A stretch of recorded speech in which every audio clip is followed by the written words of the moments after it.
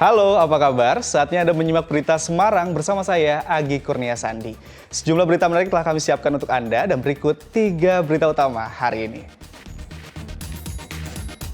Sampah menumpuk di Pasar Bitingan, Kudus timbulkan polusi udara yang merugikan para pedagang.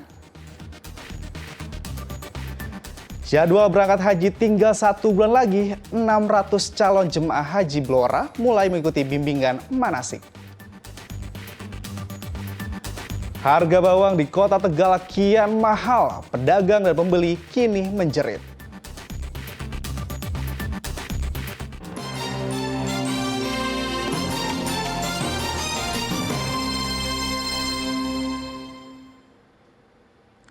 Razia penyakit masyarakat digelar di 3 lokasi berbeda di Purwodadi, Grobogan.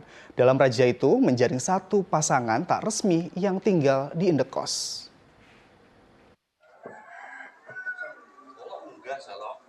Sejumlah hotel dan indekos di Purwodadi dirazia Polres Grobogan. 3 titik lokasi yang dirazia kali ini adalah Hotel Padi, 1 indekos di wilayah Brambangan, dan daerah Banaran. Satu persatu kamar dicek untuk memastikan tidak ada narkoba miras dan benda berbahaya lainnya. Identitas para pengunjung juga turut diperiksa. Dalam razia mereka mendapatkan sepasang pria dan wanita yang sekamar tetapi tidak memiliki dokumen pernikahan yang sah. Mereka kemudian dibawa ke Mapolres Grobogan untuk didata dan dibina. Untuk mengadakan pemeriksaan dan penertiban di beberapa hotel dan kos, kami mulai di Hotel Padi, kami laksanakan pemeriksaan ke penghuni. Dari hasil pemeriksaan seluruh penghuni yang membawa pasangan selain yang diperuntukkan nihil. Tapi kami mendapat 1 pasangan di tempat kos seputar Jalan Banaran. Kami dapat 1 pasangan di luar nikah. Sementara yang bersangkutan kami data, kami bawa ke kantor untuk dilaksanakan pendataan dan pembinaan. Razia rutin untuk memerangi penyakit masyarakat. Selain itu untuk mencegah kegiatan prostitusi daring yang menggunakan rumah, indekos, dan hotel. Arif Nur melaporkan dari Grobogan. Sampah di Pasar Bitingan, Kudus menumpuk hingga menimbulkan bau tak sedap. Penumpukan sampah imbas dari antrean kendaraan di tempat pembuangan sampah Tanjung Rejo.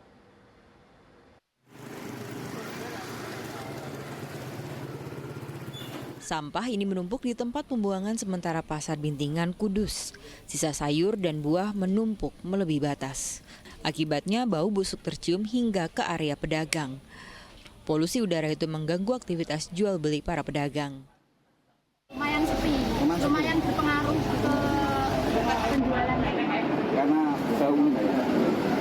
Itu karena apa? Mereka tidak nyaman atau gimana baunya? Kurang paham ya mas, soalnya kan pelanggan cuma diem gitu, terus kayak ekspresinya kayak kebauan, terus udah nggak jadi gitu. Untuk pindah gitu. Ini sejak kapan nggak numpuk sebanyak ini? Kurang lebih 1 mingguan ya. 1 mingguan ini yang paling parah ya? Koordinator Pasar Bintingan Kudus mengatakan seharusnya truk sampah mengangkut sampah 3 hingga 4 kali dalam sehari dari Pasar Bintingan ke TPA Tanjung Rejo. Namun sejak Lebaran truk pengangkut sampah hanya mengangkut 2 kali dalam sehari. Hal itu dipicu antrean panjang kendaraan sampah di TPA Tanjung Rejo yang mengalami kelebihan muatan alias overload. Dikarenakan itu TPA sana kalau minggu ditutup, terus pengangkutannya antri, jadi tidak bisa maksimal, 1 hari hanya 2 kali. Kok sampai diambil bisa 3 kali, 4 kali, insya Allah tidak ada seperti ini. Kalau normalnya 1 hari itu sampai berapa kontainer? 3 kontainer, 4 kontainer. Artinya saat ini berarti 1 kontainer biasanya tersisa Pak? Sisa mas, belum terangkut ya. Saya minta semoga bisa dibuka sana sampai antri, jadi lancar kita. Pihak pasar maupun pedagang berharap aktivitas pembuangan sampah di TPA Tanjung Rejo kembali normal agar masalah penumpukan sampah di pasar bisa selesai. Arif Nur melaporkan dari Kudus.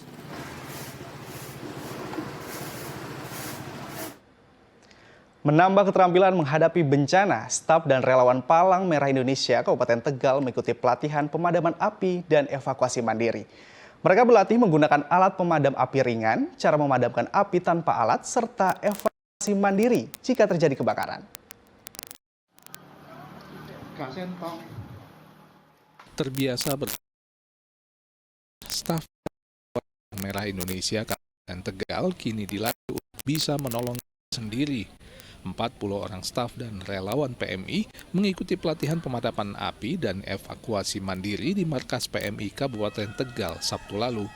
Setiap peserta dilatih keterampilan dasar menggunakan alat pemadam api ringan, mencegah terjadinya kebakaran besar serta jatuhnya korban jiwa, serta evakuasi dari gedung jika terjadi kebakaran. Simulasi tentang pemadaman kebakaran yang secara sederhana. Kemudian tadi ada ya refresh atau mungkin sosialisasi pengarahan dari teman-teman kita di dalam rangka penanggulangan bencana. Kemudian antara lain berlatih atau mungkin mengevakuasi korban tatkala ada korban memang terkena bencana. Selain belajar memadamkan api menggunakan alat pemadam api ringan, peserta juga mempelajari teknik pemadaman api menggunakan kain basah.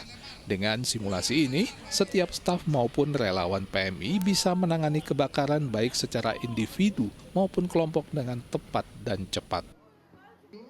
Kuncoro Wijayanto melaporkan dari Kabupaten Tegal.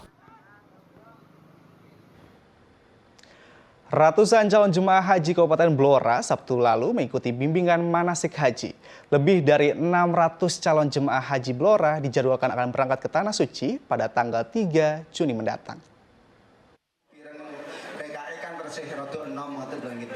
Sebanyak 636 calon jemaah haji Kabupaten Blora mengikuti rangkaian bimbingan manasik haji di pendopo rumah dinas Bupati Blora Sabtu lalu.